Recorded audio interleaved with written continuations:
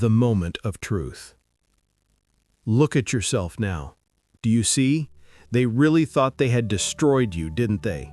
They left you there, broken, forgotten, thrown aside as if you didn't matter, as if you were just another victim of their cruelty, another name on the list of the defeated, another story of failure for them to tell.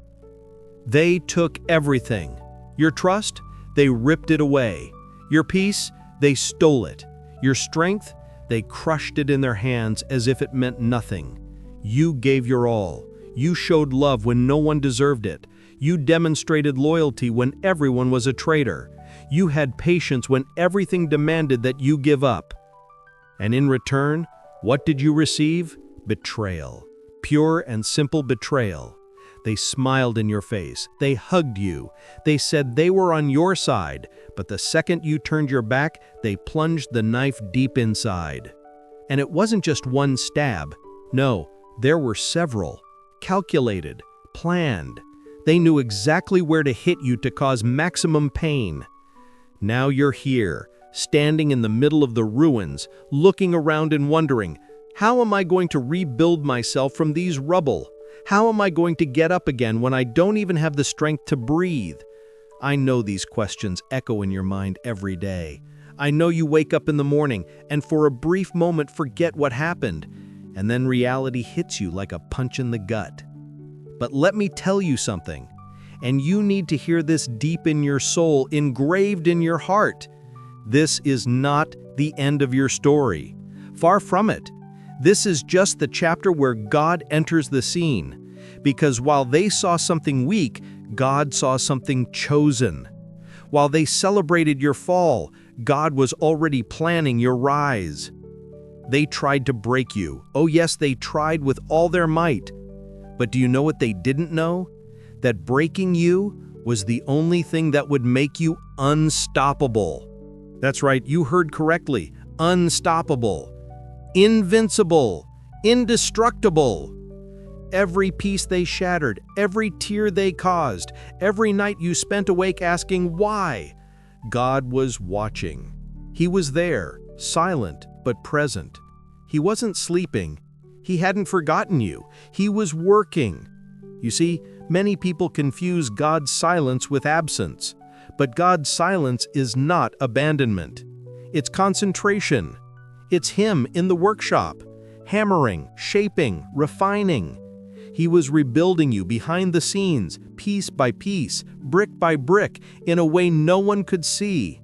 He was working in the darkness so that your light would shine even brighter. And now He is about to do it in public.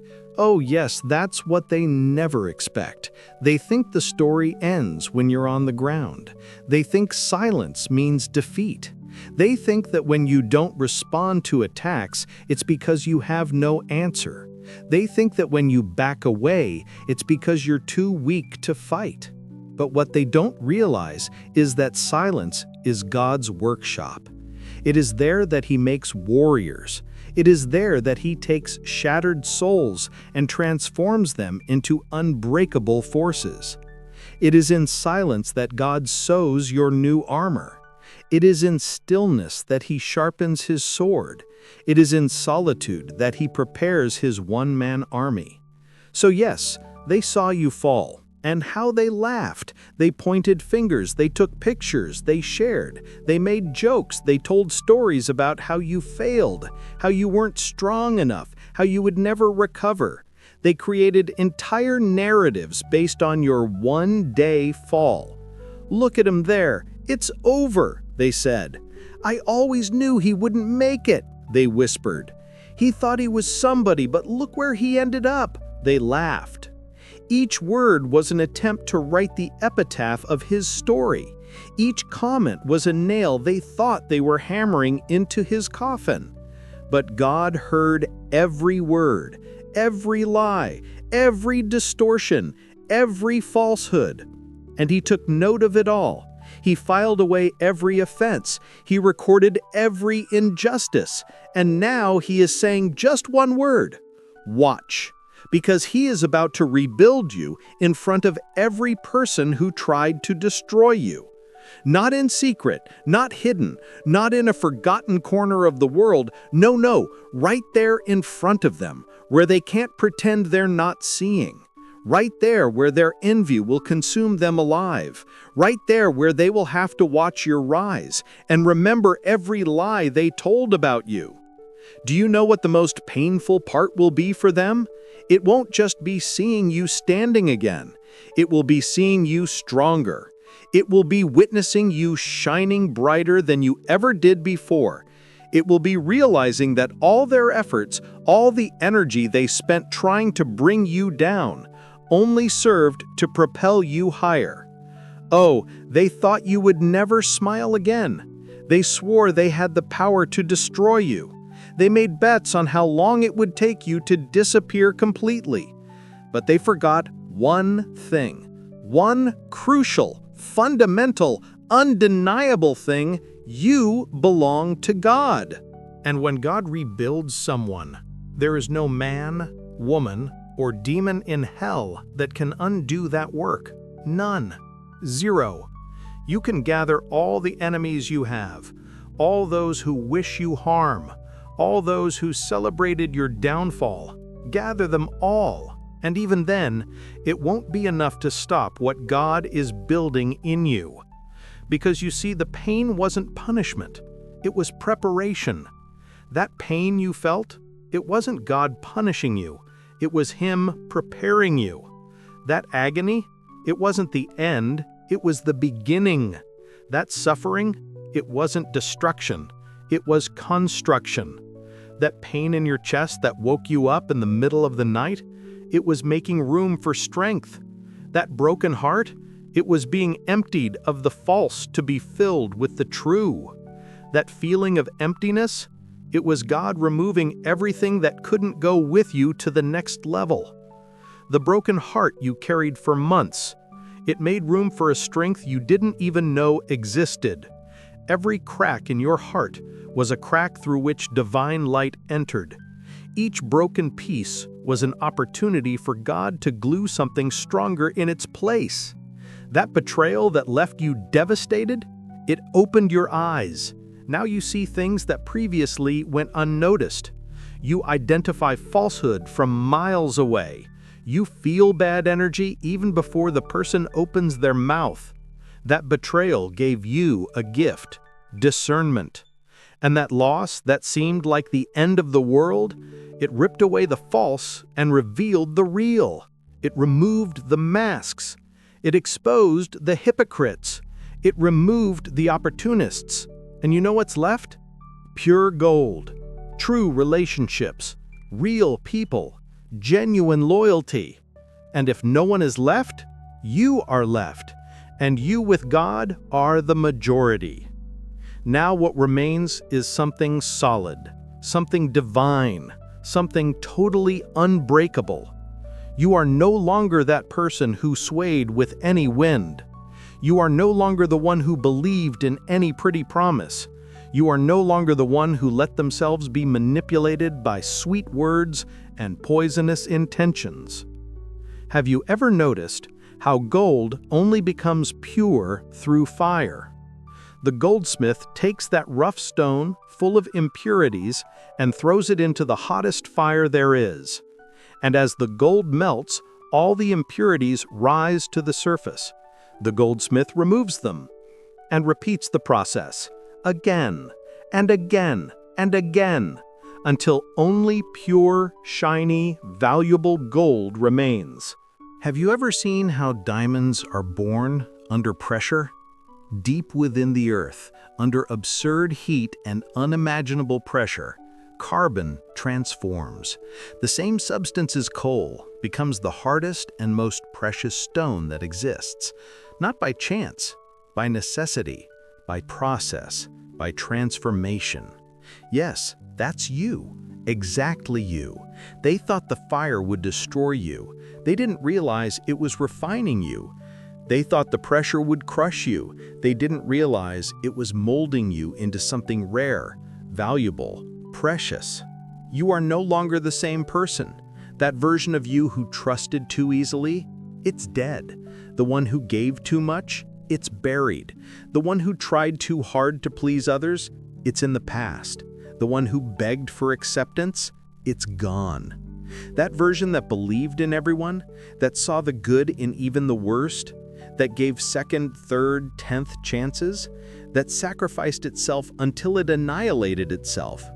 This version was cremated in the flames of betrayal, and its ashes were scattered by the wind of time. And in its place is someone who has seen hell and returned shining. Someone who has walked through the valley of the shadow of death and feared no evil. Someone who descended into the abyss and climbed back up stronger. Someone who went to the bottom of the well and discovered that there was a door there that led upwards. Someone who no longer needs their approval. You are no longer checking likes, seeking validation, waiting for someone to give you permission to be who you are. You are no longer explaining your choices, justifying your limitations, apologizing for existing. Someone who knows what they carry within themselves. You know your worth now. You know your weight. You understand your essence. You carry purpose, destiny, anointing. You carry the mark of someone who survived the impossible. You carry the scar of someone who fought with the devil and won. And that's what scares them the most. It's not that you survived. People survive every day. What terrifies them is how you survived. It's the way you rose from the ashes. It's the sparkle in your eyes now. It's the confidence in your walk. It's the peace you radiate even after everything. Because when you rise this time, it won't be with emotion. It will be with wisdom. You're not rising with anger, with hatred, with bitterness. You're rising with knowledge, with understanding, with clarity. Last time you rose with naive hope. Now you rise with grounded expectation. Last time you rose trusting in people. Now you rise trusting in God. Last time you rose in haste. Now you rise with divine timing. You are not rising just to prove something. Of course you will prove something, but that is not the main objective. You are not doing this to rub it in anyone's face, although they will see it. It is inevitable. You are not doing this for revenge. Revenge belongs to God, and He is far better at it than you ever could be. No, you are rising with purpose. You are rising because destiny called your name. Because there are people who need to see your story. Because there are lives waiting for your testimony. Because there is a generation that needs to know that it is possible to survive what almost killed you. You are not rising for revenge. Revenge is too small for what God is doing. Revenge is human, but what is happening to you is divine.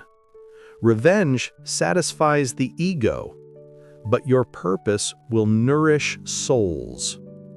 Oh, they'll try to pretend they're happy for you. They'll clap on social media. They'll comment, "Congratulations," on your photos. They'll send messages saying, "I always knew you could do it." But that smile, it won't reach their eyes. Their hands will clap, but their hearts will bleed with envy. Because deep down, in the place where they can't even lie to themselves, they'll remember. They'll remember how they tried to tear you apart. Every rumor they spread, every lie they planted, every seed of doubt they tried to grow in the garden of your reputation. They'll remember every word they used to poison your name, the secret meetings where they conspired against you, the whispered conversations in corners, the WhatsApp groups where your name was dragged through the mud, the phone calls where they planned your downfall. And they'll realize, with a tightness in their chest that won't go away, that nothing worked. Absolutely nothing. Every plan failed. Every trap was disarmed. Every hole they dug for you became their own grave. Every stone they threw became a step on your ladder. You survived. No, wait. More than that. Much more.